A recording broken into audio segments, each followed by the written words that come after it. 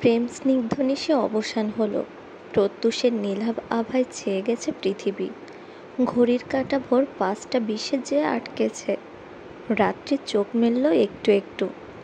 আধো জাগ্রত তন্দ্রা ঘোরের মাঝেই নিভ্রাণের ঘুমন্ত চেহারায় চোখ বুলালো। তাকে বাহুডোরে গুটিয়ে নিয়ে বিভোর হয়ে আছে মানুষটা। দু নাকের ডগা ছুঁই ছুঁই। একটা উক্তি আছে, মেয়েদের নাকি ঘুমন্ত অবস্থায় সব চাইতে সুন্দর লাগে। অথচ নিভ্রাণের ঘুমন্ত মুখশ্রী দেখে রাত্রির তক্ষুনি ঘোরতর মিথ্যা মনে হলো এতদিনের প্রচলিত উক্তিটা। ডাহা মিথ্যে। ঘুমন্ত অবস্থায় এই মানুষটাকে সৌন্দর্যের দিক দিয়ে কেউ হারাতেই পারবে না, কখনো পারবে না, অসম্ভব। নিজের ভাবনায় ডুবে নিজেই হেসে ফেলল সে। গালের কাছে কিছুক্ষণ বৃদ্ধা আঙ্গুল বুলিয়ে কপালের অবিন্যস্ত চুলগুলো বাম হাত দিয়ে সরিয়ে গাঢ় করে ঠোঁট ছোঁয়ালো মাঝখানটায়। অনেকক্ষণ, খুব সময় নিয়ে। নিভ্রাণ একটু নড়ে চড়ে উঠল। ঘুমে আলগা হয়ে আসা হাতের বন্ধন দৃঢ় করল। তবে চোখ খুলল না, ঘুম ভাঙল না। বাইরে ভোরের আলো ফুটতে আরম্ভ করেছে।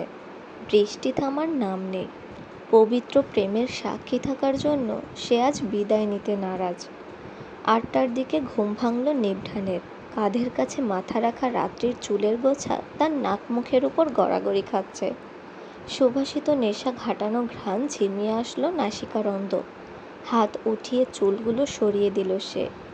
ঘড়ির দিকে চেয়ে যত্ন করে রাত্রিকে বালিশে শুয়ে গলা পর্যন্ত ব্ল্যাঙ্কেট তুলে দিল। মেয়েটা ক্লান্ত। আজ আর ভার্সিটির জন্য ডাকার দরকার নেই। ঘুমাচ্ছে, ঘুমাক। রাত্রি উঠেছে দুপুরের দিকে। লোকটা তাকে ডাকেনি কেন? ক্লাস মিস হয়ে গেল। অভ্যাসবশত পাশ থেকে ফোন নিল হাতে। স্ক্রিনে মেসেজ আইকন উঠে আছে। চাপ দিতেই দেখা গেল নিভ্রাণের মেসেজ। আজকের নোটসগুলো আসার সময় নিয়ে আসবো আমি, চিন্তা করো না। মিষ্টি হাসি ফুটে উঠল ঠোঁটে। ফোনটা রেখে শাওয়ার নিয়ে বাইরে বের হলো সে। টেবিলে খাবার সাজানো। নাস্তা কে বানালো? খালা ঘর মুছছে তখন। তাকে দেখে একগাল হেসে বলল, ভাইয়া আপনার আর খালাম্মার নাস্তা বানায় রাখতে কইছিল। খালাম্মারটা সকালেই দিয়াইছি। আপনারটা এতক্ষণে ঠান্ডা হইয়া গেছে। গরম কইরা দিমু?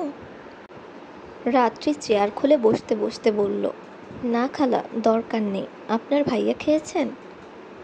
না, আমি কইলাম খাইয়া যান। কয় দেরি হইয়া গেছে, খাইব না। রাত্রির মন খারাপ হয়ে গেল। মানুষটা না খেয়েই চলে গেছে। এমনিও দুপুরে ঠিক মতো খায় কিনা জানে না। কতবার বাসা থেকে খাবার বানিয়ে দিতে চেয়েছে, নিবেই না। জেদি একটা। ইস, তার ঘুমটা সকালে ভাঙল না কেন? মানুষটার এতটুকু খেয়ালই রাখতে পারল না সে। ধ্যাত। সারাদিন এঘর ওঘর করেই কাটল। বিকেলের দিকে আলমারি খুলে বসলো রাত্রি।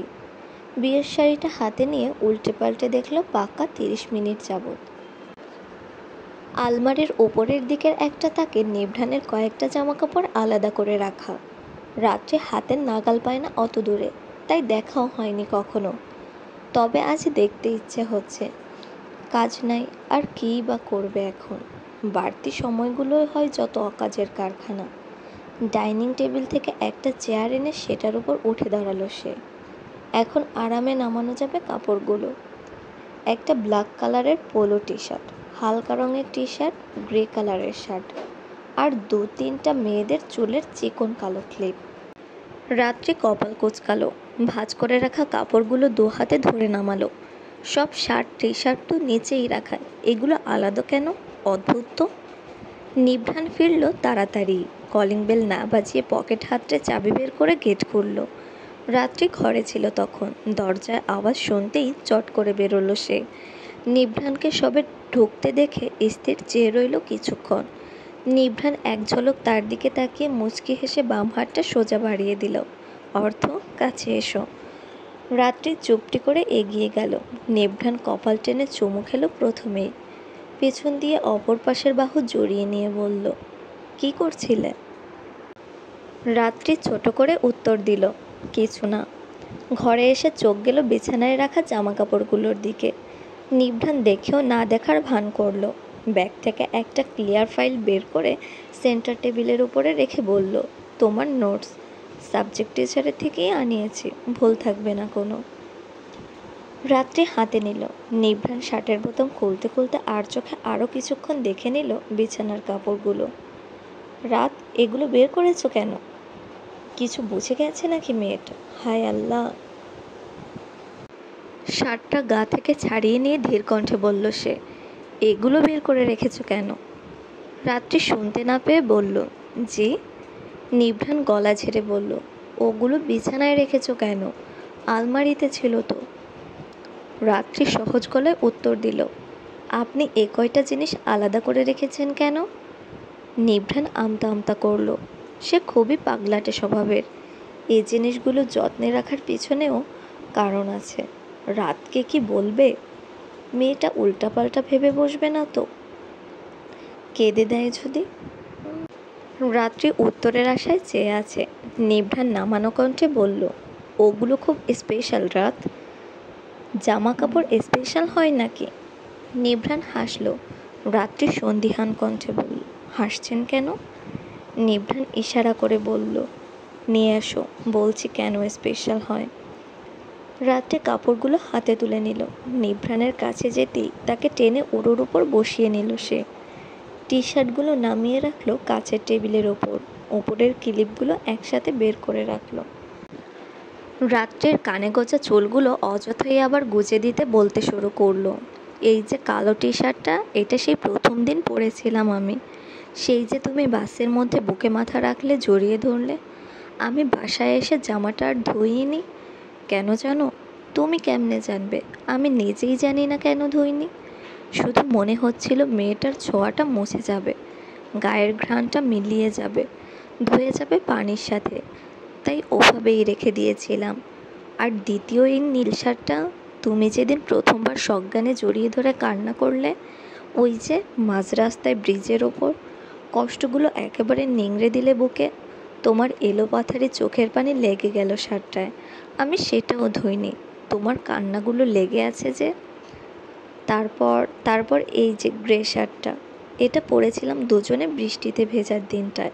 প্রথম বৃষ্টি বিলাস, তোমার আমার সুন্দর মুহূর্তের চাক্ষুষ সাক্ষী। আমি আর পরিনি এটা। এই নির্লজ্জ শার্টটাও সেদিন তোমাকে ভিজতে দেখেছিল, এটাকে আর বের করিনি, অসভ্য শার্ট। আর ক্লিপগুলো তো তোমারই। এ পর্যায়ে হেসে ফেলল নিভ্রাণ। দু আঙুলে কপাল ঘষে চোখ লুকিয়ে বলল, এগুলো আমি নিয়ে এসেছিলাম তোমার বাসা থেকেই। ওই যে ছাতা আনতে গিয়েছিলাম যে, তুমি বোধহয় টের পাওনি। পানির গ্লাসে কদম ফুল ডুবাচ্ছিলে তখন। কী ভেবে যেন বালিশের পাশ থেকে ক্লিপগুলো পকেটে ঢুকিয়ে নিলাম চোরের মতো। নিয়ে এসে রেখে দিলাম যত্ন করে। কী যে ভালো লাগছিল। এতটুকু বলে থামল নিভ্রাণ। রাত্রি পানিতে পরিপূর্ণ টলমলে চোখে চেয়ে আছে। ছোট্ট চোখে জায়গা করতে না পেরে টপ টপ করে গাল গড়িয়ে পড়তে শুরু করলো কান্নারা। নিভ্রাণের হাসি মিলিয়ে গেল। গালে হাত রেখে গমগমে গলায় বলল, এই মেয়ে, খবরদার, কাঁদবে না। রাত্রি কথা শুনল না তার টলমলে চোখ। অবাধ্য অশ্রু বিসর্জন হতে লাগলো। ঠোঁট কাঁপতে লাগলো থরথর করে। ফোপানোর শব্দে নরম হয়ে এলো নিভ্রাণের কণ্ঠ। এজন্যই বলতে চাচ্ছিলাম না। ধরো, কাঁদে না। কেন কাঁদছ? আমি ক্লিপ চুরি করে এনেছি বলে? রাত্রে কাঁধে মুখ গুজল, দু হাতে গলা জড়িয়ে ঝাঁঝালো স্বরে বলল, আপনি ভালো না, একদম ভালো না। নিভ্রাণ হাসল, মাথায় হাত বুলিয়ে বলল, তুমি আমার জন্য কি? আমি নিজেও জানি না রাত। শুধু এতটুকু জানি, আকস্মাৎ এক বৃষ্টির দিনে সৃষ্টিকর্তার কাছ থেকে উপহার পাওয়া আমার একমাত্র মেঘরানী তুমি। পৃথিবীতে রাত না নামলে সব যেমন অসামঞ্জস্যতায় ছেয়ে যাবে, সূর্যের আলোয় ঝলসে যাবে সমস্ত জগৎ, তেমনি আমার জীবনে তুমি নামক রাতটা না নামলে এই প্রেমিক হৃদয় ঝলসে যাবে, জ্বলে পুড়ে ভস্ম হয়ে যাবে সব। দগ্ধ হবে প্রেম আর তোমার আমি।